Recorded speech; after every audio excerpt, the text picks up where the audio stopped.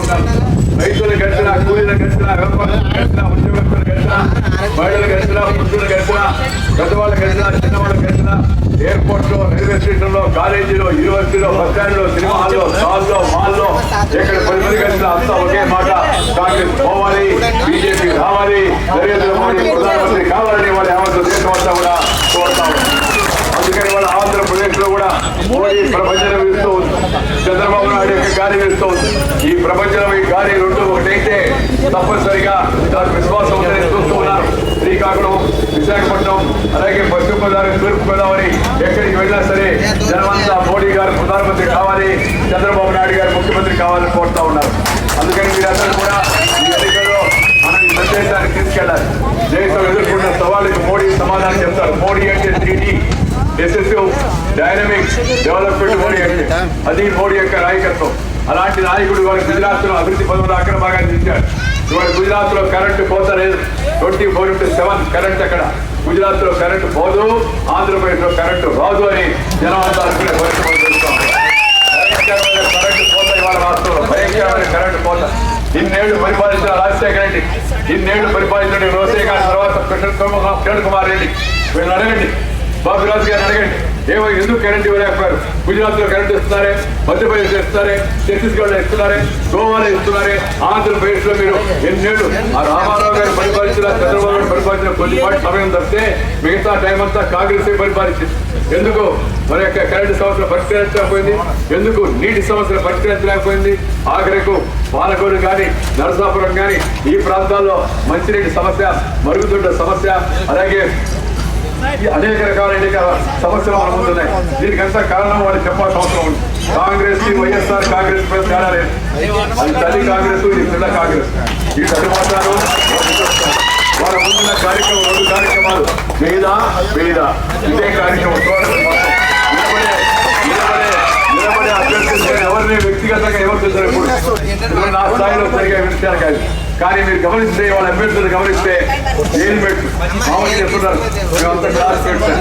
నేను చెప్తున్నా పానకాలరావు ఉన్నాడు ఇక్కడ, నరసాపురంలో పానకాలరావు ఉన్నాడు, వచ్చి వాళ్ళ తమ్ముడు వాసుదేవరావు ఉన్నాడు.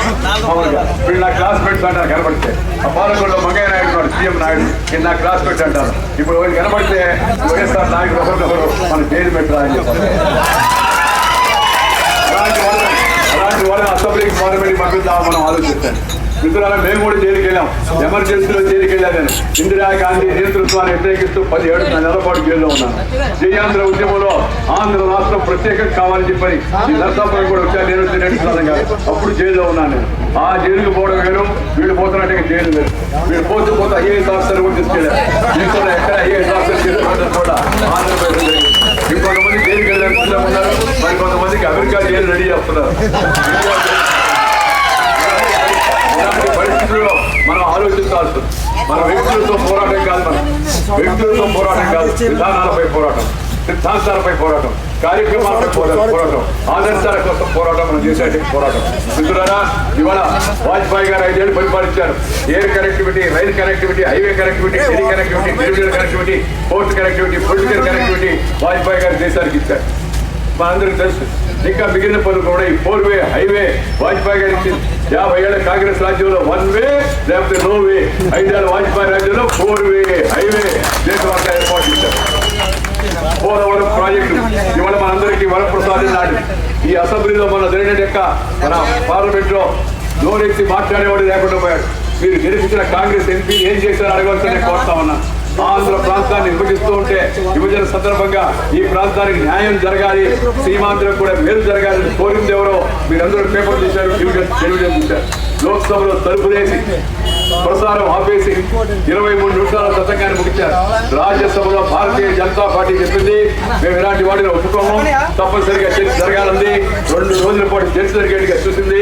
ప్రభుత్వం యొక్క మెడలు వచ్చి పోలవరాన్ని సాధించింది, ప్యాకేజీని సాధించింది, ఆంధ్ర రాష్ట్ర ప్రత్యేక హోదాను సాధించింది కూడా భారతీయ జనతా పార్టీని మీ అందరూ కూడా మనం చేస్తాం. మిత్రులారా, నేను పార్లమెంట్ లో మాట్లాడేటప్పుడు 32 మంది కాంగ్రెస్ ఎంపీలు, కమ్యూనిస్ట్ ఎంపీలు వచ్చి నానా గందరగోళం చేశారు, వ్యవస్థ చేశారు.